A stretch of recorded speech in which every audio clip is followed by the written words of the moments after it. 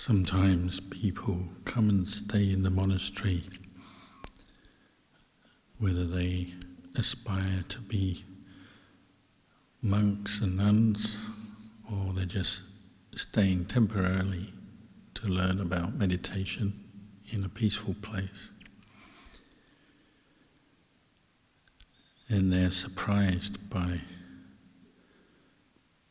the number of rules, different practices,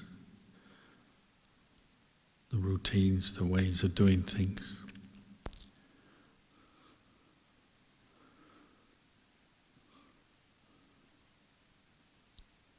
Hundreds of monastic training rules exist. Some very serious, some very minor. Sometimes people ask, why did the Buddha lay down so many rules of training, do's and don'ts? But nearly all of them were laid down in response to different situations that arose, where monks acted in an unskillful way or a way that was not conducive to the progress on the path towards liberation.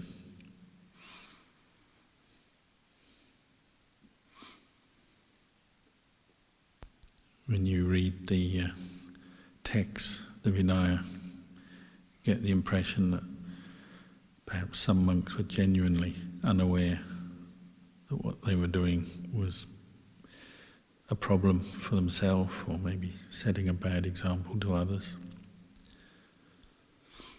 Others were more aware, but they are hiding,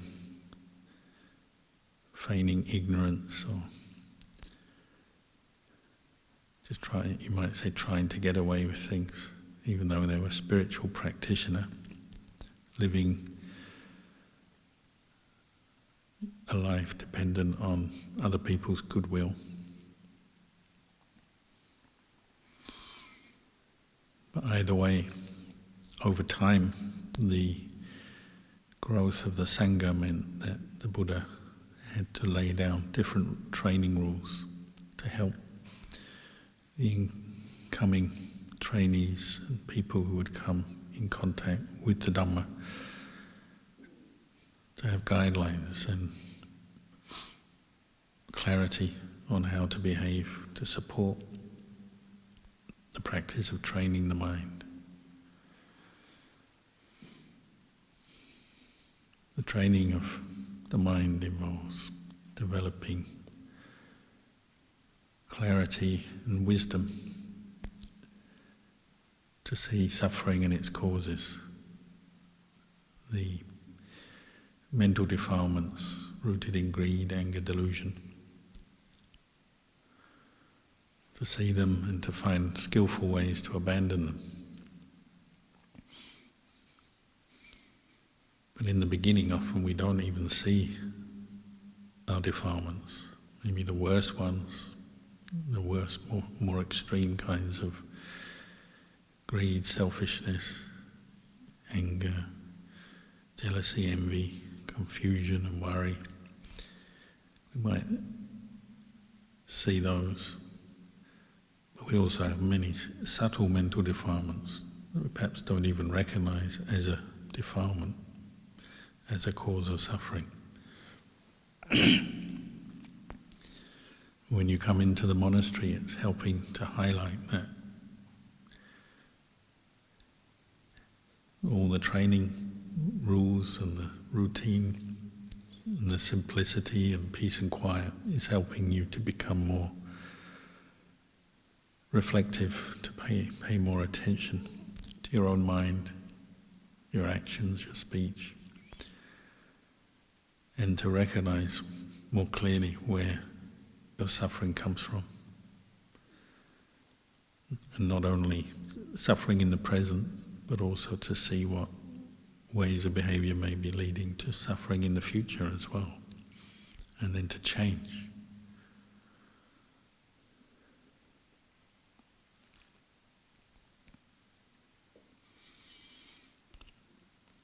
Luang Por Chah compared the monastic training to coconut shell. When you go to the market to buy a coconut, you want eventually to eat the coconut flesh inside, drink the milk. But to bring it home, you carry it in its shell and the husk. One coconut still in its husk is quite heavy, quite large. So you might think, what's the point of that?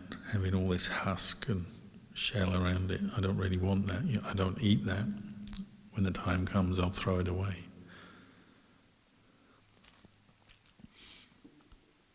But it serves its purpose. The husk and the shell protect the part that you want to eat or drink. And even though it's a bit clumsy, large, heavy, it's useful.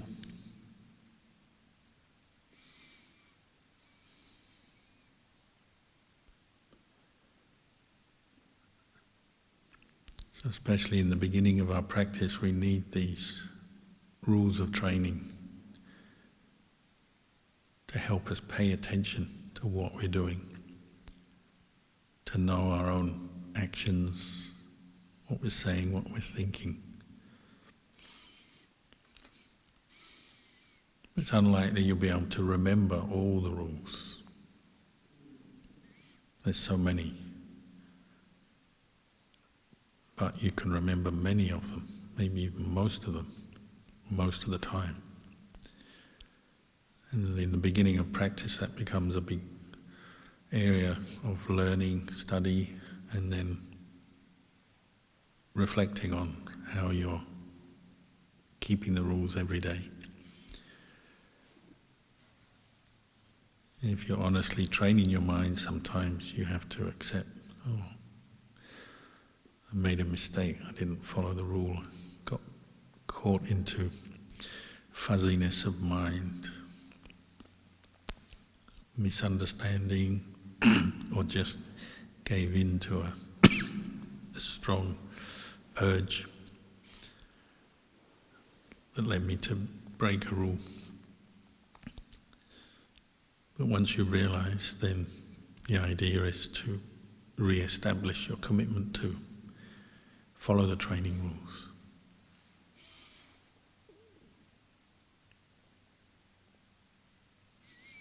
The idea is to keep restraining the worst excesses of our greed, anger and delusion.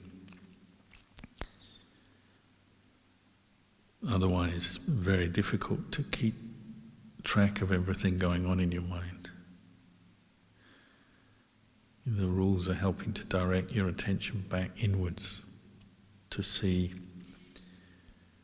where craving and attachment, which the Buddha identified as the causes of suffering, to see where they arise. And often where they arise is where you're tempted to break a rule.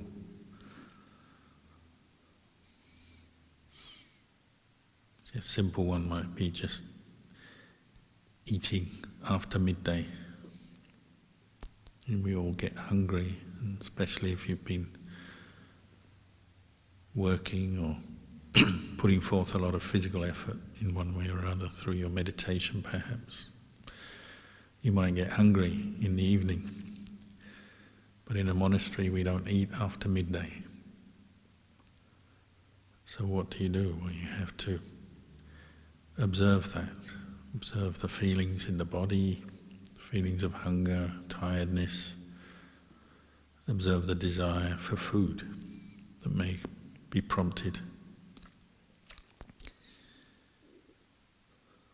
We have a few things we can take in the evening. Fruit juice and honey and sugar. But you also have to rely on patience, endurance, have to bear with the feelings.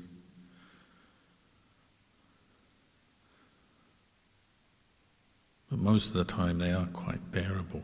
It's not Not that difficult to get used to eating one meal a day. Most of the problem is not any physical need for food. If you eat plenty of food in the morning, that should be enough for your whole day. It's more what we think. So every time the desire to eat comes up, you can learn how that's conditioning your mind. Maybe memories of food associated with the feeling of hunger, sometimes just desire for distraction, what we call comfort eating. Maybe you're unhappy about one thing, so normally you would go and take your mind off the problem by eating something, get a sugar hit or get some food or something. But when you can't do that, what do? Well, you have to practice mindfulness. And then patience, and then reflect on what's going on.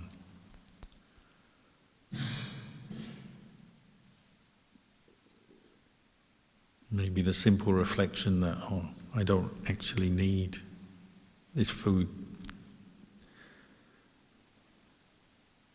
It's more just a mental desire based on memory and past habits and imagination. Probably the hardest thing is if you're hungry in the evening and you smell food. That's why we lock the kitchen up and we don't have activities in the kitchen. Some monasteries you stay near the village or the market. So in the evening you can actually smell food being cooked. That's quite challenging. Just like the dog, Pavlov's dog, then your mind starts going to food and maybe you have a bit of saliva form in your mouth. You have to be quite strong.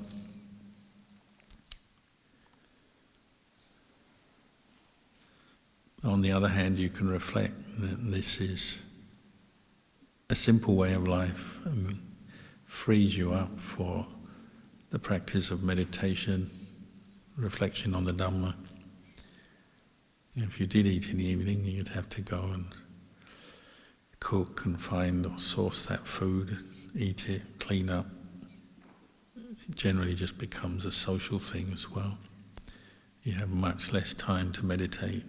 Your body would be heavier, probably sleepy. There's many disadvantages.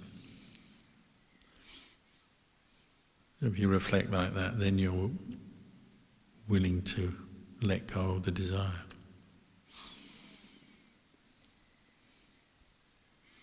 Maybe even go into it more closely. What is eating anyway? Chewing bits of food. They mix with saliva. As soon as they mix with saliva, they're not pleasant, are they? Nobody would eat food that someone else had spat out. So it'd be mixed with saliva. It wouldn't look good, wouldn't smell good, wouldn't taste good.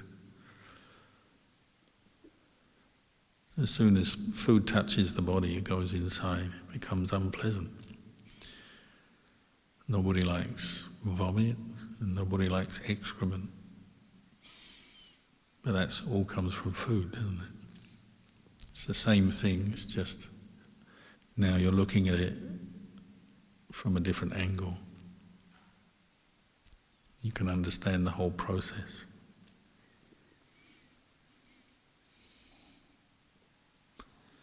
And the Buddha wasn't teaching us to turn against food or give up eating.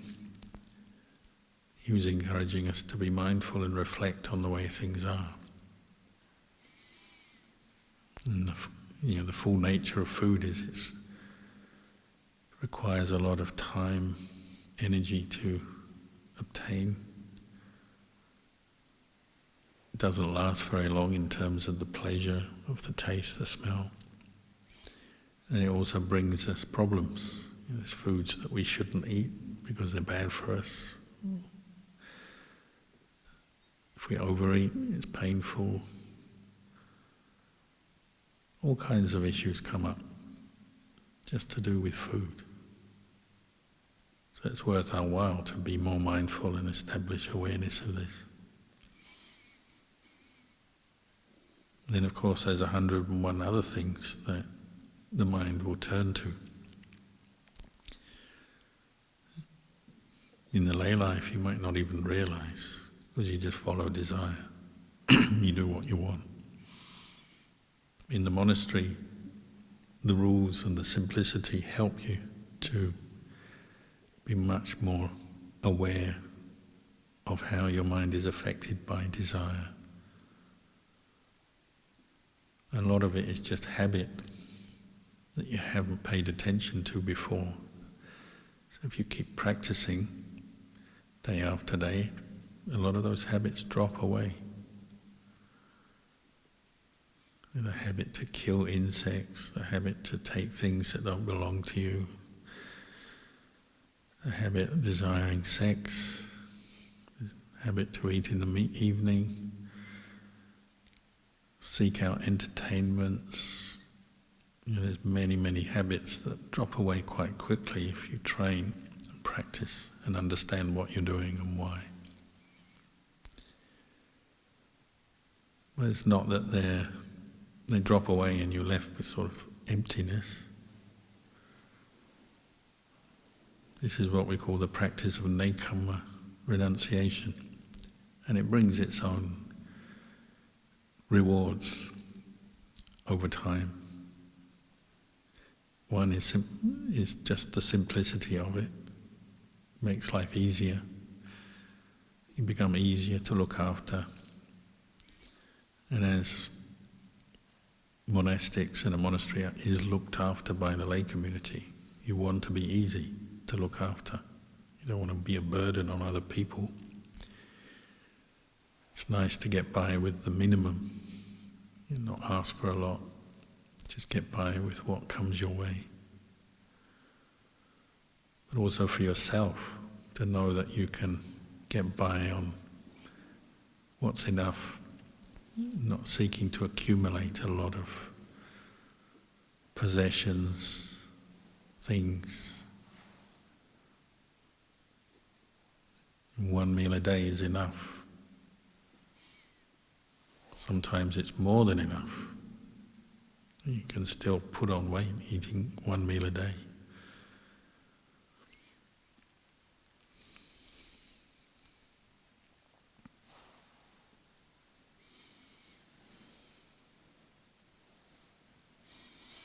And the practice of nekama relies on the practice of sense restraint. It's another big aspect of practice in a monastery. And we have to become more aware of what we're doing, what we're saying, and then how we use our eyes, our ears, our tongue, our nose, touch, and then the mind itself. Because that's both the source of our suffering, like the doorways by which we get caught into craving and attachment for what we like and don't like. That's where we discriminate between things that we think are good for us, things we think are bad for us, through our senses. So we need to be more aware, to train to be more aware, pay more attention to sense contact. But it also is a place we can become more insightful, reflective, and see this process where suffering arises, where perhaps you see something you like, but you can't have it. And you see the wanting, I want that, I want to get that, have that, but you can't. But now, if you're practicing mindfulness and reflecting on things, you can see that the problem is not whether you have the thing or not, it's more the desire that's bothering you.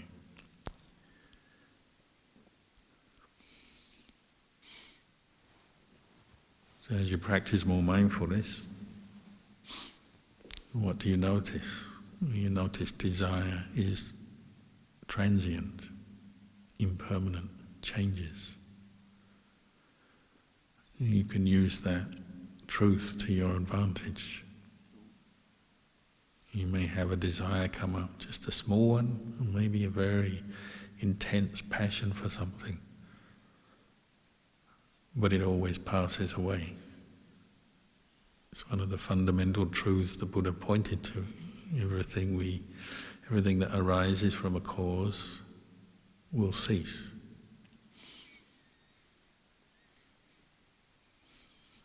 As you become more mindful of your senses and sense contact, and more restrained, more careful, you notice that at work, that truth. Maybe desires do come up, but then you watch them pass away again. And that knowing, that seeing, that knowing gives you a certain strength of mind. Both mindfulness and wisdom improve. You gain more clarity. You realize you don't have to necessarily follow every desire, indulge every desire. And desire is both for and against. So maybe you have a desire against something or somebody, but it's also a desire. So ill will, aversion, irritation, frustration. That's also desire, which arises, passes away.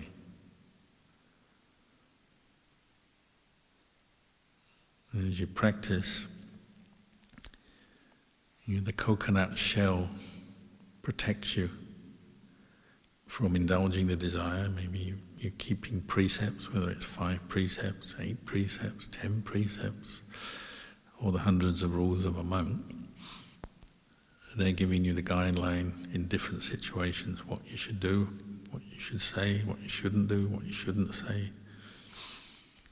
so that you can focus inwards on the desires and the attachments that are arising and see them more clearly, but also see them as impermanent.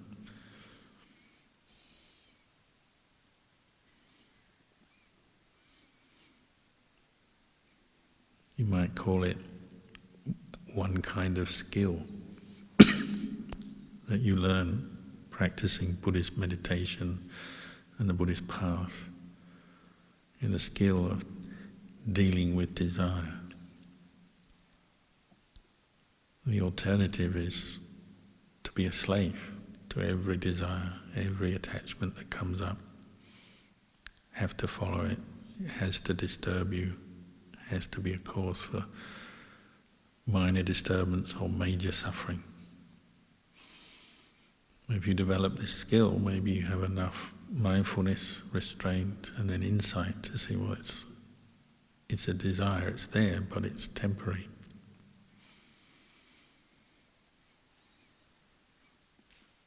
What's temporary is not really you. It's more like a process. It's not that there isn't anything happening, there's something happening, but it's a process of cause and result that comes up, affects you, but then if you have enough steadiness of mind, you can also see it pass away, and then you're free. If you've done it before, you can do it again.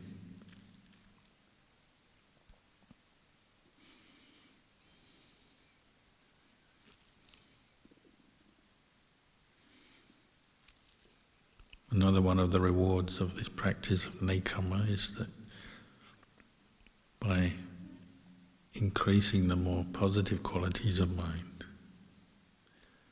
the mindfulness, the patience, the effort, the wisdom and insight, the renunciation, you get a lot of inner happiness, contentment. As you realize you don't need so much to depend on to be happy. You don't need so many material things. You don't need to achieve so much in terms of the world, in terms of, say, making money, impressing other people, making a name for yourself. The fruits of renunciation are internal, but they're actually much more profound, more satisfying than worldly success. Worldly success is very fragile, very uncertain. As you practice renunciation and develop mindfulness insight on the inside, you get some certainty of the Dhamma, of the truth, seeing the truth. And that can give you confidence to keep practicing, and whatever you're experiencing. We have ups and downs, periods when we're peaceful, periods when we're not peaceful. If you've got a way of dealing with that, you're developing these qualities that come through the practice, then it doesn't matter so much.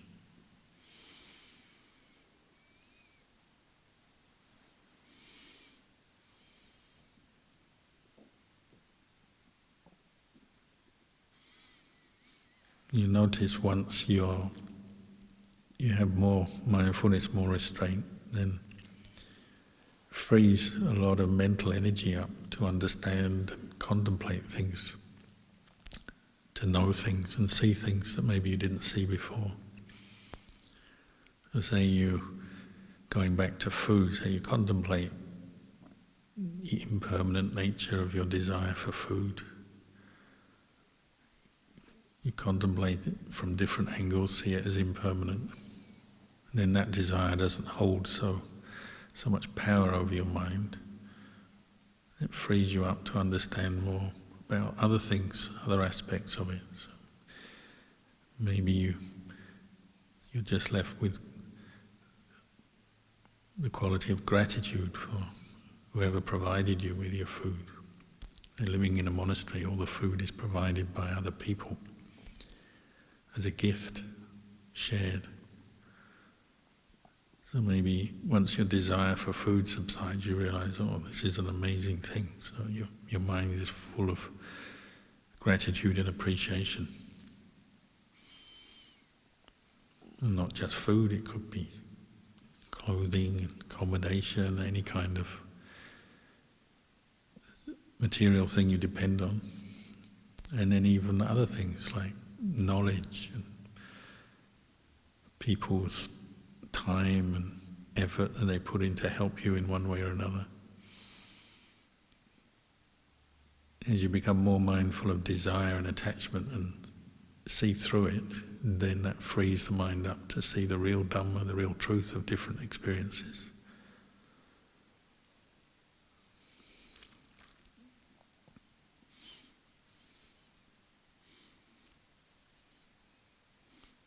Desire and attachment tend to feed the idea of self.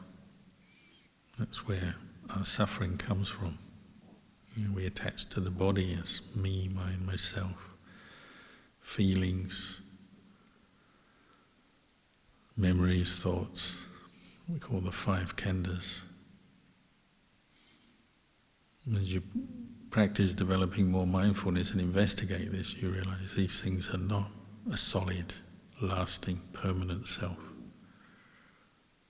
There's a set of conditions kind of juggling around, influencing each other, affecting each other. But there's not much there. Certainly not a lasting self that you can say, this is me.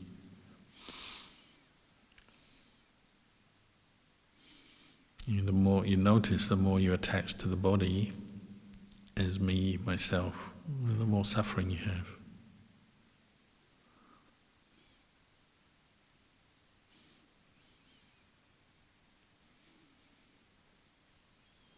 This is why the Buddha encouraged us to develop steadiness of mind, mindfulness, and then investigate. You ask the question, do I really own this body?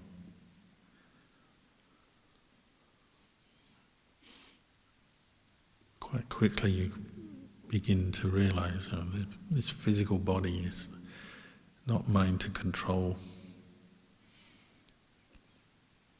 We kind of convince ourselves that we can. but it's not for very long. It's a very superficial kind of control.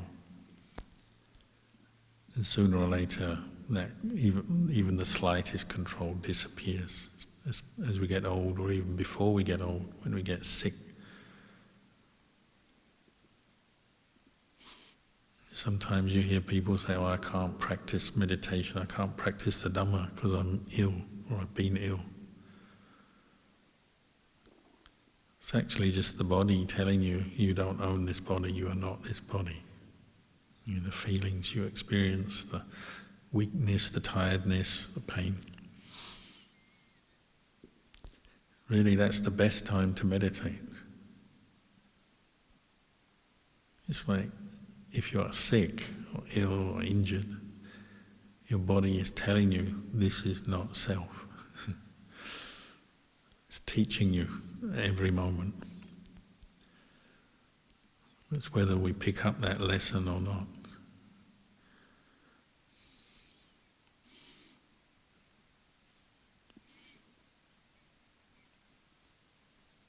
Normally we just try to seek out more pleasure, to hide any painful experience, rather than learn from it.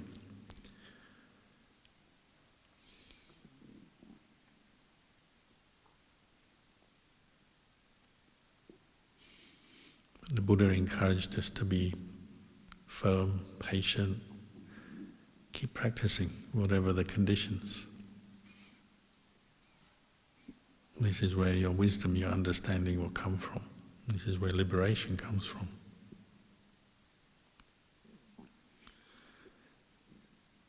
So we have a bit more time left in this session. You can carry on meditating till you hear the sound of the bell.